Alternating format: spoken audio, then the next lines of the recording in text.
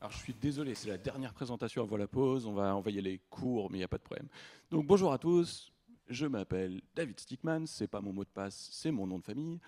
Je suis responsable du produit chez Hydraulix et je vais vous parler un petit peu de ce que c'est Hydraulix. Donc Hydraulix, c'est un streaming data lake. Donc le principe d'un streaming data lake, c'est d'être capable d'ingérer une énorme quantité de données, de faire en sorte ensuite de pouvoir rechercher ces données en temps réel. Vous allez me dire quel est l'intérêt pour du média. Il y a énormément d'intérêt et on va en parler un petit peu après. Donc pour voir un petit peu l'intérêt d'Hydraulix pour le média, je vais vous demander un tout petit effort. Vous allez prendre votre téléphone, vous allez scanner ce QR code et ça va automatiquement lancer une vidéo sur votre téléphone. Cette vidéo, en l'occurrence, elle est délivrée par CloudFront, donc vraiment un CDN assez classique comme tout le monde. Et ce qu'on fait ici avec Hydraulix, c'est qu'on récupère les logs de CloudFront en temps réel et on est capable après, comme on les a indexés, analysés, de faire ce genre de dashboard. Ah, j'ai pas mon dashboard. Il est là, mon dashboard, super. Donc là, on voit tous les utilisateurs qui sont connectés en temps réel, toutes les personnes qui sont ici. En fait, vous êtes connectés en temps réel, vous avez commencé à lire une vidéo. Donc je suis désolé, c'est Big Bug Bunny, c'est la vidéo que tout le monde connaît, j'imagine dans le métier.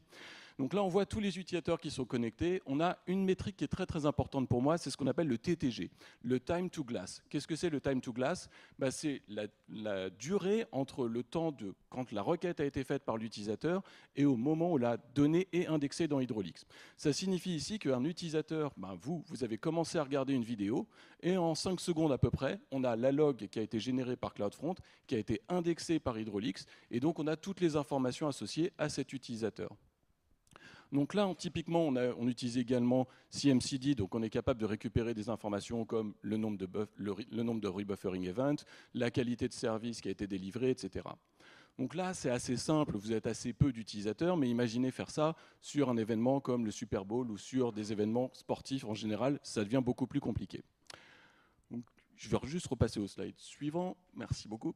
Donc le principe d'Hydraulix, c'est vraiment d'être capable on a créé une plateforme qui est complètement stateless. L'idée, ça a été de créer des plateformes d'ingest qui vont être capables de recevoir des logs de plein de services différents.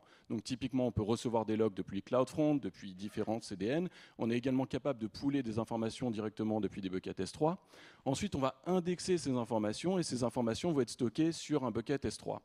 Le gros avantage de ça, c'est qu'on compresse énormément les données quand on les ingère dans Hydraulix. Typiquement, on a pour 1 Tera de log, on a à peu près 50 gigas de données stockées sur S3 en incluant les index, ce qui fait qu'on a une performance de recherche qui est assez exceptionnelle. Et derrière, comme toutes les données sont stockées sur S3 et non pas sur des disques locaux, on est capable de faire un scale-up de l'infrastructure de query quand on en a besoin. Donc, on a utilisé Hydraulix pour le Super Bowl.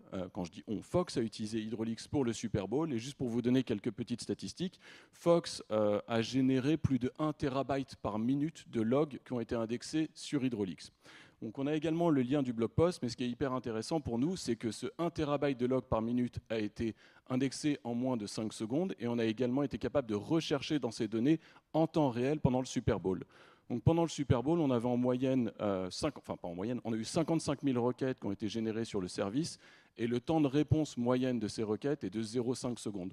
Ce qui leur permet de monitorer en temps réel tout ce qui se passe depuis le edge et être capable après de faire des améliorations, de changer de CDN en fonction des besoins, etc.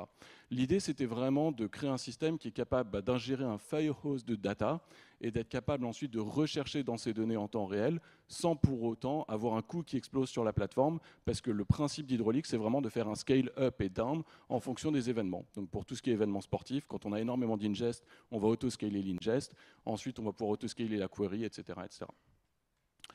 Donc voilà un petit peu ce que fait Hydraulix. N'hésitez pas à venir me poser des questions et on est disponible sur la marketplace d'AWS. Merci David, c'est parfait.